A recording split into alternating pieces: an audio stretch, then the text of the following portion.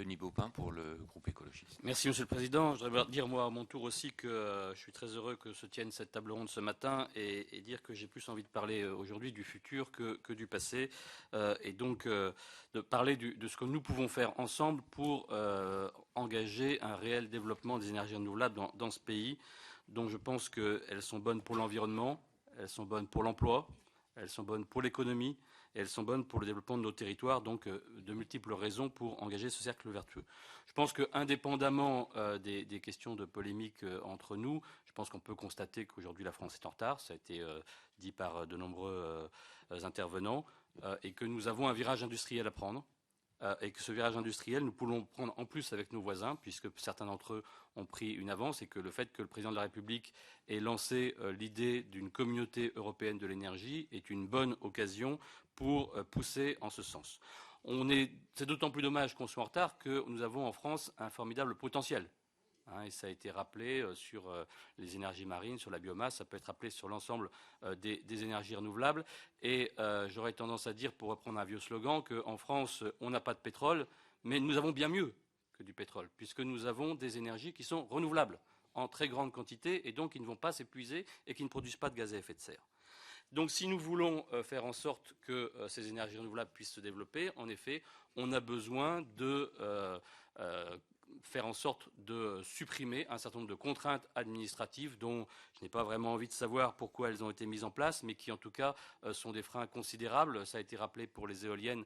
Nous avons aujourd'hui des contraintes qui font que nos délais sont très largement supérieurs à ceux de la moyenne des pays européens. C'est insupportable, c'est stupide. Enfin, quand on parle de compétitivité sur tous les bancs de cette Assemblée par rapport à nos voisins, pourquoi est-ce qu'on se met des entraves en termes de compétitivité vis-à-vis de nos voisins pour l'installation de ces énergies éoliennes? Et donc, nous soutiendrons, nous, les amendements, d'ailleurs nous en avons déposé un certain nombre, qui permettront, lors du débat qui aura lieu cette semaine à l'Assemblée sur la loi sur la sobriété énergétique, des amendements qui permettront de supprimer quelques-unes de ces contraintes, la contrainte des 5 mâts, la contrainte des ZDE, non pas pour supprimer les ZDE, mais pour faire en sorte qu'il n'y ait pas d'obligation d'être en ZDE pour bénéficier du tarif d'achat, et la contrainte ICPE, qui est complètement stupide. Enfin, il n'y a aucune raison aujourd'hui qu'on demande pour une éolienne des contraintes qu'on demande pour les industries polluantes. C'est pas une éolienne, à ma connaissance, n'est pas une industrie polluante. Il n'y a pas de risque chimique, il n'y a pas de risque de pollution qui soit du domaine de celle qu'on met dans le cadre des ICPE. Je dirais même qu'on devrait aller au-delà. Si nous voulons pouvoir comparer le prix des énergies, il faut au minimum qu'il y ait un minimum de loyauté dans la concurrence qui est mise entre elles.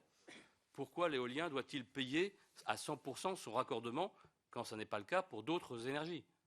Pourquoi est-ce que l'éolien doit payer dès la mise en place le coût du démantèlement de la future éolienne, alors qu'on pourrait au minimum demander son étalement dans le temps, alors que pour certaines zones d'énergie, je ne ferai pas de dessin, on se pose beaucoup de questions sur qui paiera et combien le coût du démantèlement. Pourquoi doit-on payer, pourquoi les éoliennes doivent-elles payer elles aussi leur assurance, alors qu'on sait que pour d'autres énergies, pour lesquelles les dégâts sont bien plus importants lorsque ça pète, l'assurance n'est pas prise en charge par celui qui la met en place. Je dis ça non pas pour faire de la polémique, mais pour qu'au minimum, quand on compare le coût des différentes énergies, on intègre réellement l'ensemble de ce qu'on met sur le dos des uns et pas sur le dos des autres. D'ailleurs, on nous a explicité que pendant de nombreuses années, l'énergie concernée auquel je fais référence n'était pas chère. Mais si en plus on lui donne autant de subventions et qu'on met autant de contraintes sur les autres, ce n'est pas étonnant que la comparaison soit difficile à faire. Je voudrais aussi parler de la question de l'acceptabilité, parce qu'on nous en parle souvent, notamment en ce qui concerne les éoliennes. Et donc quand on entend dire qu'on ne voudrait pas que les éoliennes se fassent de façon anarchique, non plus. Non plus, nous souhaitons que cette acceptabilité soit prise en compte, mais qu'elle soit prise en compte pour tous. On est en train de construire une ligne THT, par exemple, en Normandie, qui, en termes d'acceptabilité par les riverains, pose sérieusement question. Là, je n'ai pas entendu grand monde se poser la question de savoir. Je suis déjà à la fin. Et donc, je voudrais dire que par rapport à cela, les sondages qui ont été effectués, notamment par le CGDD, montrent que 67% de nos concitoyens sont favorables à une éolienne à 1 km de chez eux. Et je noterai de façon un peu taquine que quand Areva, par exemple, fait une publicité à la télé, elle préfère montrer des éoliennes dans ses spots que de montrer des fûts de déchets radioactifs. Ça doit donc être que, il suppose, les publicitaires ne sont pas complètement abrutis, que ça doit porter plus de mettre en évidence les éoliennes que le reste. Donc je conclus, puisque le président m'y invite, pour dire que je pense que pour tous ces éléments, nous avons besoin de lisibilité, nous avons besoin de pérennité pour développer une filière industrielle, notamment en ce qui concerne les tarifs, notamment en ce qui concerne la réglementation.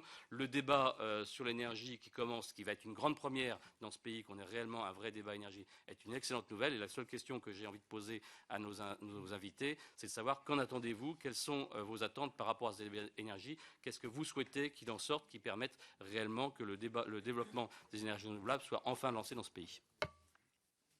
Merci.